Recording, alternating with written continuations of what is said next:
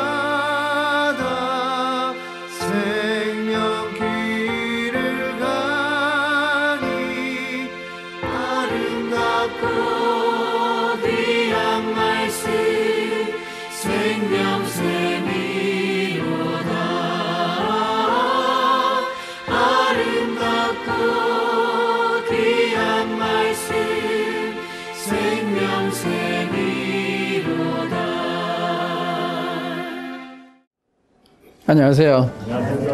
저는 서울 북부교회에서 목회하는 박준영입니다. 오늘도 요한복음 5장 17절부터 봉독하겠습니다. 지난 시간에 이 제목의 말씀드렸는데 또 말씀 증거하고 나면 충분히 증거하지 못한 것 같아서 다시 증거를 하게 되는데 여러분들께서도 이 성경을 보실 때 성령님의 도우심을 받으시기 바라고 또 말씀 읽을 때 깊이 생각하시면서 또 성령님께서 깨우쳐주실 걸 바라시면서 읽으시면 많이 축복이 됩니다. 17절 말씀 보시면 굉장히 놀라운 말씀, 유대인들에게 크게 분노케 한 말씀, 예수님을 이로 인해서 사형시켜야 되겠다 할 만큼 중대한 말씀인데 왜 이렇게 그들이 분노했나, 이런 예수님의 죽이고자 했나, 이런 생각을 할 수 있잖아요. 이렇게 중대한 발언이시거든요.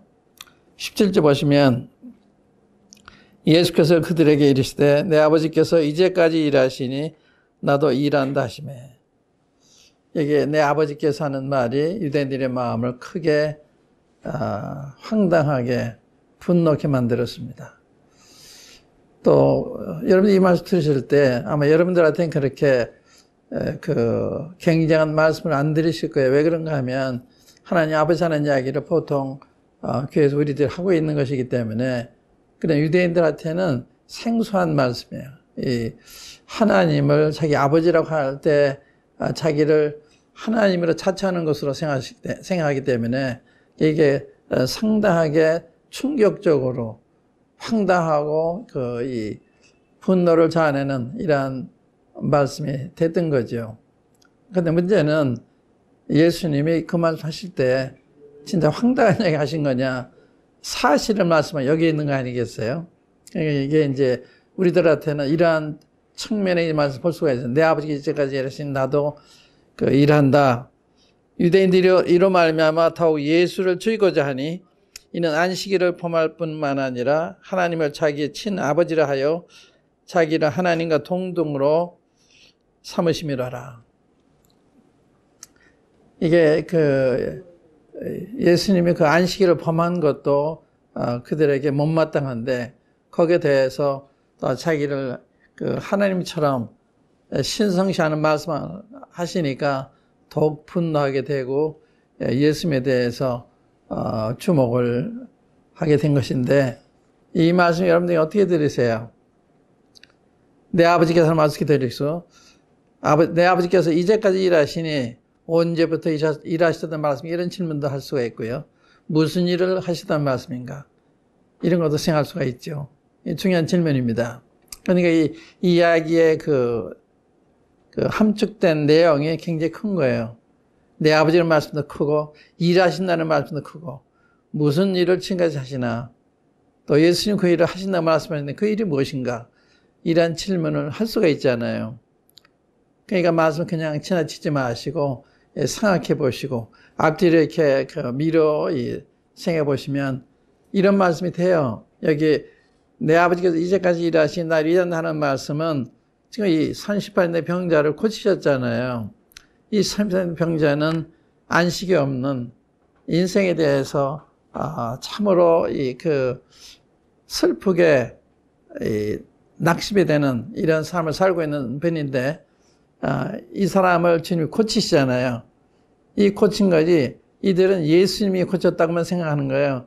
이 아버지께서 이제가 일하시는 그 일을 하나님이 하신 일을 예수님이 하셨다 그 말씀이에요. 그러니까 예수님을 핍박하는 것은 하나님 핍박하는 것 똑같은 거다 이 말이죠. 아버지를 핍박하는 거, 아버지를 반대한 거예요. 그러니까 이러한 뜻을 헤아리는 게 굉장히 중요하거든요. 그러니까 유대인은 단순히 예수님이라는 이분이 이 병자를 고쳤다, 안식일을 고쳤다 이렇게 생각하는 거예요. 아버지께서 고친 거예요. 아버지께서 안식일인데 일하신 거예요. 왜? 안식이 없으니까. 삶된 병자가 너무 불쌍하니까. 안식을 주시기 위해서 이런 일을 행하신 건데, 그러니까 예수님은 진짜 안식을 주시는데, 예수님 그런 일을 하게 오셨고, 아버지는 그 일을 하고 계시다는 거예요. 하나님이 언제부터 일을 하셨냐 이거죠. 우리가 이 창세기 1장에 보면 우리 주님께서 7일 동안 일을 다 마치시고 7째 되는 날 쉬셨다 그랬어요. 하나님은 안식하셨습니다. 하나님의 안식이에요. 하나님이 아무리 다 만드신 날 보시고 너무 기뻐서 심히 기뻐하셨다고 그랬습니다.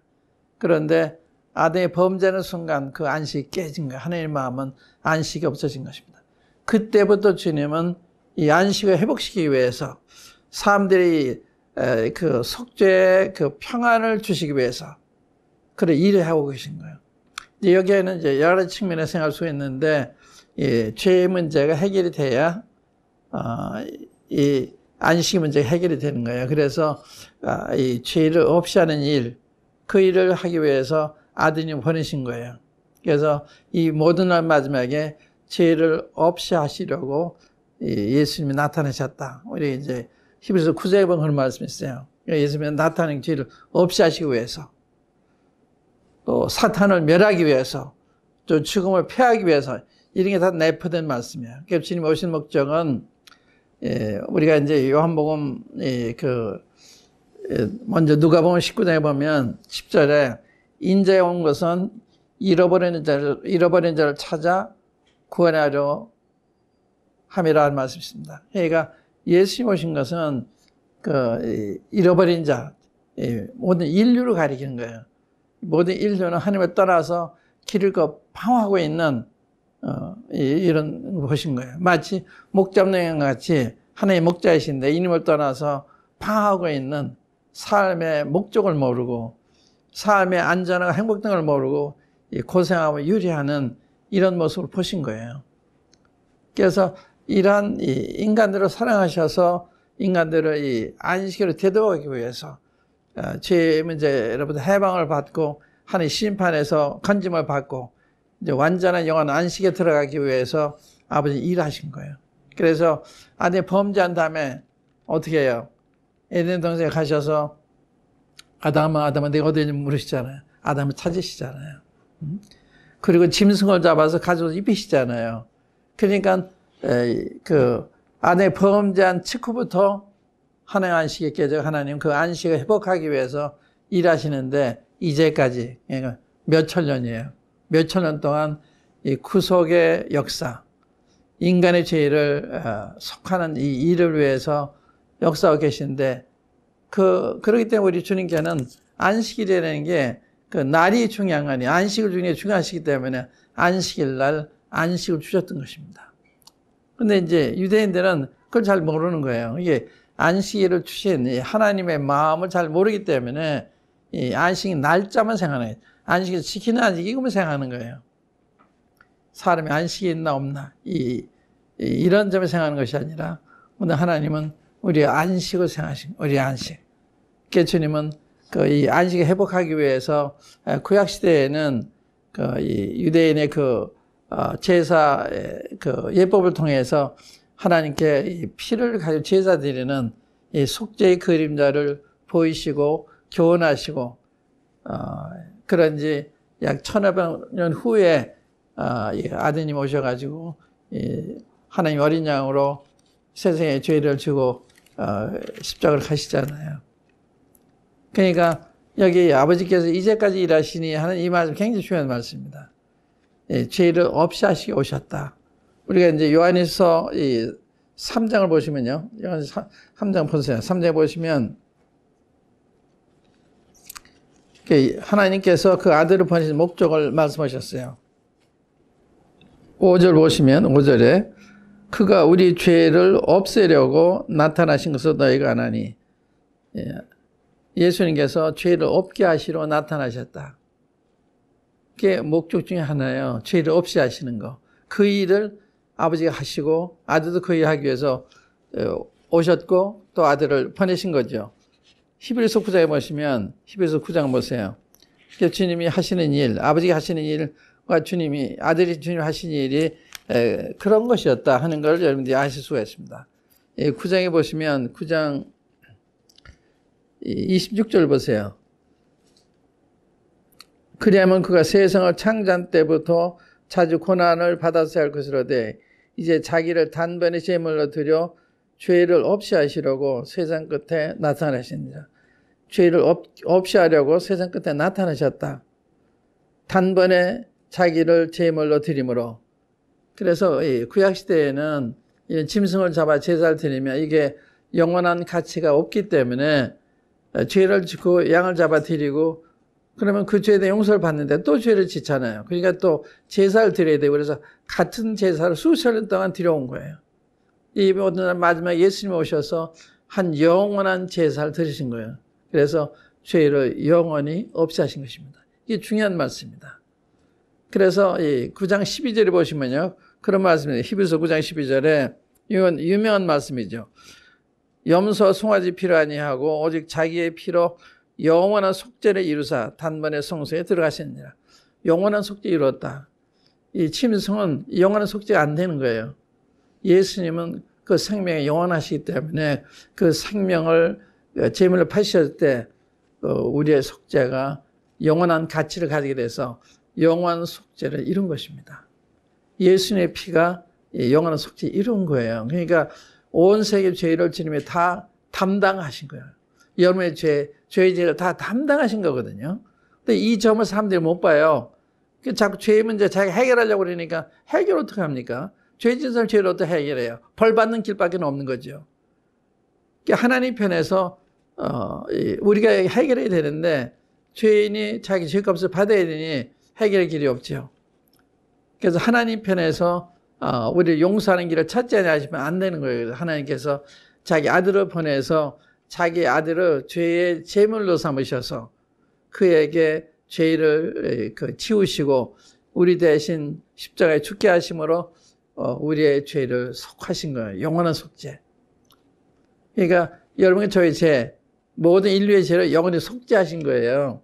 근데 이 속죄가 믿는 사람에게만 효험이 되는 것입니다. 그러니까 모든 사람이 이 속죄의 혜택을 받을 수 있는 균등한 동등 기회를 가지고 있지만 그걸 거부하니까 못 받는 거예요.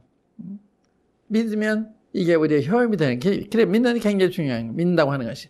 믿는다고 하는 것은 자기 죄를 시인하고 회개하고 그래, 예수님 오셨구나 깨닫고서 그분을 받아들이는 것을 의미하는 거거든요. 그러니까 자기가 죄인 걸 시인하지 않으면 안 되는 거죠.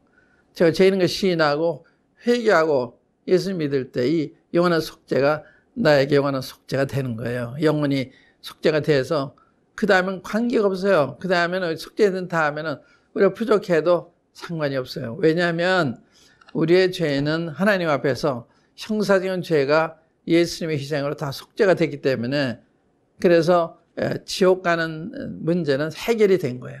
심판의 문제는 해결이 된 것입니다. 형사적인 책임은 없어진 거예요. 그런데 구원받는 데 죄를 지면 어떻게 되느냐? 채찍이 따라요. 괜찮은 게 아니라 형사적인 책임은 지지 않지만 지옥엔 가지 않지만 그러나 하나님이 아버지로서 자식을 훈육하는 그런 징계가 따르는 것입니다. 징계 어떤 데 굉장히 아픈 거예요. 그래서 구원받아 마음대로 사는데 나 하려는 가지만 마음대로 살 수가 있는 게 아니에요. 거기에 따른 하나님의 징계가 따르기 때문에 그건 정죄한 관계 없어요. 정죄는 영원히 없어진 거예요. 영원한 성취를 이룰 수 있기 때문에. 그러나 채찍은 따르는 것입니다. 그렇기 때문에 여러분들이 그 구원을 받으면 어떤 현상이 나는가 하면 구원 받았단 말은 내가 회개하고 있으니 믿을 때 하나님이 성령님 우리 마음에 보내셔서 우리 인치시는 거예요. 우리를 내 거다 하고 도장을 쫙 찍으시는 거예요. 성령님이 그 도장이 되시는 거예요. 그래서 성령이 오시지 않으면 그 도장이 없잖아요. 보증이 없는 거예요. 그래서 성령이 우리 안에 들어오셔야 구원받은 증거가 되는 거예요. 구원은 내가 구원받았다 하면 되는 게 아니고 내가 주장하면 되는 것이 아니라 내가 참 회개가 믿었을 때 하나님께서 그걸 받아주시는 증거로 성령이 우리 마음에 주시는 거거든요. 그러니까 성령이 내 안에 계시냐 안 계시냐에 따라서 구원받았냐 안 구원받았냐 하늘나라 가느냐 못 가는 게 결정이 되는 거예요. 내 말로 되는 게 아닙니다. 내 지식으로 되는 게 아니에요. 이걸 지식으로 다 알고 있다 하더라도 내가 구원받지 않을 수가 있어요. 그러니까 구원은 지식의 문제가 아니고 아는 문제가 아니라 내 죄를 회개하고 있음을 믿을 때 성령 내 안에 들어오심으로 증거가 되는 거예요. 그래서 로마서 8장 9절에 보면 누구든지 그리스도 영이 없으면 그리스도의 사람이 아니라 그리스도 영이 없으면 크리스천이 아니라는 거예요. 그러니까 어떤 사람이 내가 얼마나 성실하게 교회 생활하고 직분을 잘 수행하고 했다고 해서 되는 게 아니에요. 그렇게 되는 게 아니거든요. 그런 게 하나도 없다 하더라도 내가 죄 있는 것을 깨닫고 자기 죄를 회개하고 예수님 그래 돌아가셨구나 깨닫고서 그걸 받아들이시면 그때 하나님께서 성령님을 내보내셔서 증거해 주신 거예요. 나를 받아주시다는 증거로 성령을 주신 것입니다. 그래서 사람이 구원받았냐 하는 것은 복음 얼마나 정확히 알고 있느냐 거기에 있는 게 아니에요. 그것도 알아야 되지만 몰라도 돼요. 성령 내 안에 들어오시면 그게 증거가 되는 거예요. 복음을 다 깨닫고 되는 게 아닙니다. 이 구원받은 사람 보면 다 달라요. 내가 하나님 믿느냐? 귀신도 믿고 떤다. 이런 말씀을 구원받는 사람도 있고 또 어떤 사람이 메시지 향사고 죽었더라. 메시지 향해서 죽었더라. 창세기 말씀 보고서 구원받는 사람도 있고 다 달라요. 저는 제 교만을 깨닫고 교만을 회개했을 때 주님이 제 마음에 들어오셨거든요. 제가 부정할 수가 없어요. 그 때문에 회개에 대한 교만에 대한 설교한 것도 아니고 또 내가 복음을 자세히 들은 것도 아닌데 다만 내가 교만은 죄인 걸 깨닫고서 하나님 저는 교만한 사람입니다. 이 교회 용서해달라는 걸 이게 성령님이 제 마음에 그렇게 역사하셨던 것 같아요. 그래서 교만을 뉘우쳤을 때 성령이 제 안에 들어오셨고 그 다음에 저는 변화된 사람이 된 거예요. 이거 제가 부정할 수가 없습니다. 성령이 제 안에 들어오시고 제 삶이 변했으니까 삶의 목적도 변하고 모든 게 변했으니까 이제 하나님 말 따라 사는 이런 사람이 됐으니까 제가 제 삶을 부정할 수가 없죠. 하나님은 살아계신 하나님, 하나님의 말씀을 믿을 수 있고 순종할 수 있을 때 그 순종하는 대로 주님이 약속을 지키시는 이런 것을 평생 경험해왔기 때문에 저 하나님 매달 살아계신 경험에 살고 있는 거예요. 하나님은 살아계신 분이에요. 그 성령이 오셨다고 하는 게 그냥 말이 아닙니다. 성령이 들어오시면 사람이 변하는 거예요. 고린도서 그런 말씀 있잖아요. 그런 적 누구든지 그리스도 안에 있으면 새로운 피조물이다. 이전 것을 지나가시 다 새것이 되었도다. 이건 모든 구원받은 사람의 간증입니다. 변화가 없는 구원은 없는 것입니다.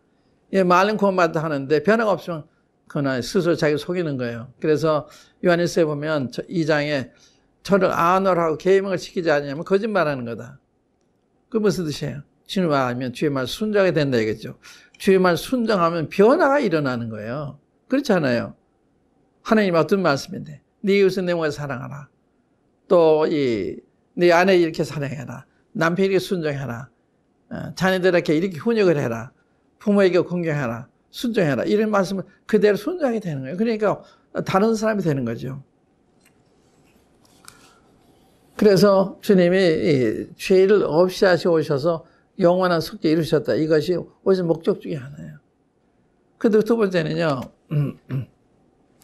그 요한일서 2장 3장 다시 보세요. 3장에 보시면 똑같은 장에 그런 말씀이 있습니다. 3장 8절 말씀에 죄를 짓는 자는 마귀에게 속하나니 마귀는 처음부터 범죄합니다. 하나님의 아들이 나타나신 것은 마귀의 일을 멸하십니다. 마귀의 일을 멸하기 위해서 오시다는 거예요. 그 무슨 뜻입니까? 마귀가 하는 일이 사람을 속이는 일, 유혹하는 일, 그런 일이잖아요. 또 위협하는 일.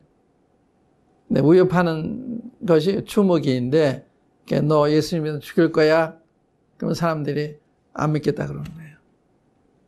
그래서 그 사망으로부터 해방시키시기 위해서 주님께서 사망으로서 사람에게 세력을 잡는 마귀를 없이 하시면서 나타내셨다. 히브리서 2장에 보시면 그런 말씀이 있어요. 히브리서 2장 한번 열어보시면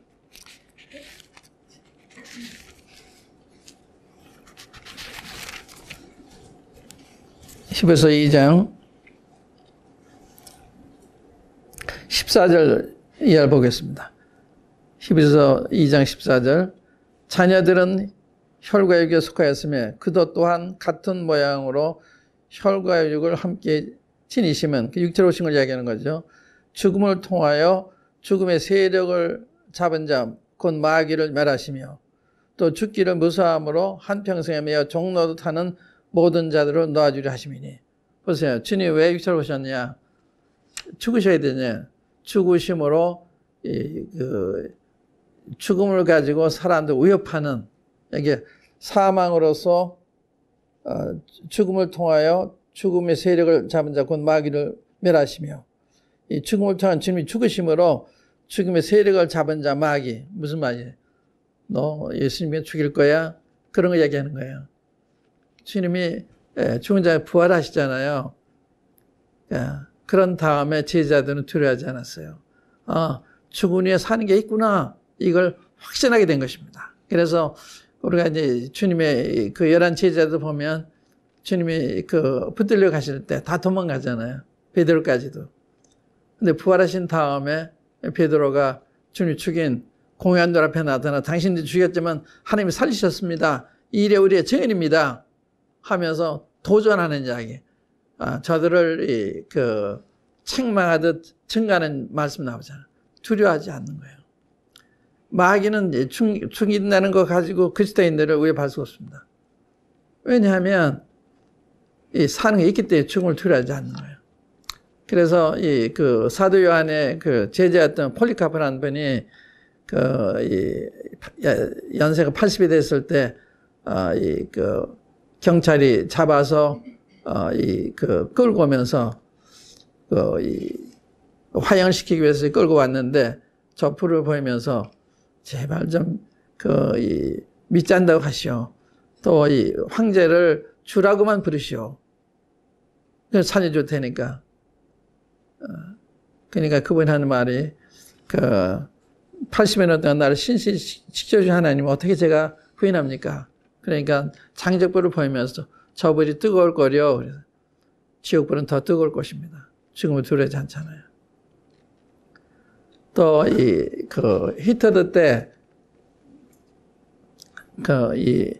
나치당에 붙들려온 크리스토인 지도자다가 이제 또 역시 그런 위협을 가하면서 한마디만 믿지 않게 하십시오. 그럼 살릴 테니까. 그럼 죽이지 않을 테니까. 그러니까 전 벌써 죽었는데요.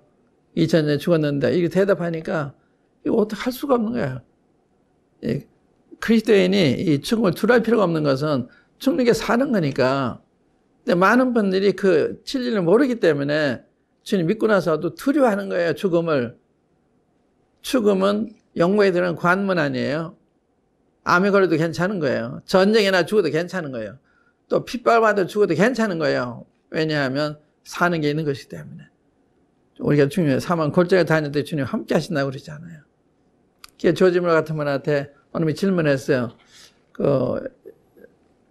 선생님은 죽음으로 하나님 만나기 원하십니까? 그 사람은 살아서 예수님 만나기 원하십니까? 그때 전 죽음으로 만나기 원한다 그랬어요. 그때 놀라가지고 왜 죽음으로 예수님 만나기 원하십니까? 나는 주님이 사망의 골짜기 다닐 때 함께 하심을 경험하고 싶어서. 예, 사도 바울 그랬잖아요. 어찌하든지 주님의 죽음을 맛봄으로 부활의 경험을 하기 원해서 그는 고난 받기를 오히려 죽기 원한. 외정 때 많은 목사님들이 신자참배를 거절하면 살 수도 있는데 거절하지 않아요. 신자참배를 거절하다가 고문도 당하고 죽임을 당하는 훌륭한 분들이 많이 계십니다. 그래서 두 번째 목적은 마귀를 없애하기 위해서, 세 번째는 사망을 패하기 위해서. 어떻게 사망을 패해요? 주님이 죽으심으로 사망이 없어진 거예요. 죄성 사망인데 주님이 그걸 받으셨잖아요. 그래서 영원한 사망이 우리에서는 없어진 거예요. 믿는 사람 죽는 게 아니에요. 믿는 사람은 자는 거예요. 그래서 성경은 자는 자들이라고 말하잖아요. 그래서 예수님이 나타나신 거, 아버지께서 이제까지 일하신 나도 일하는데 무슨 일을 하시는 거냐? 첫 번째로 죄를 없애하시는 일, 마귀의 일을 없애는 일, 세 번째는 사망을 패하시는 일, 이런 일을 하신 거예요. 근데 이런 놀라운 일을 하고 계시는데 그걸 모르고 있는 거죠. 이게 문제입니다. 그러니까 성경 읽어도 모르고 있기 때문에 이런 놀라운 자유, 놀라운 그 특권을 누리지 못하는 이런 경우가 아마 있을 수가 있습니다. 여기까지 하겠습니다. 감사합니다. 말씀 감사합니다. 이 방송은 목요일 새벽 5시에 재방영됩니다. 다시 듣기 원하시면 PC와 스마트폰에서 인터넷으로 굿TV 박준영이라고 검색하시면 유튜브와 여러 사이트에서 시청하실 수 있습니다. DVD로도 보급하고 있으니 필요하시면 자막에 나가는 전화번호로 연락 주시기 바랍니다. 신앙 상담을 원하시면 아래의 이메일 주소와 전화번호로 연락하시면 됩니다. 그럼 주님의 은혜 가운데 다음 주 이 시간에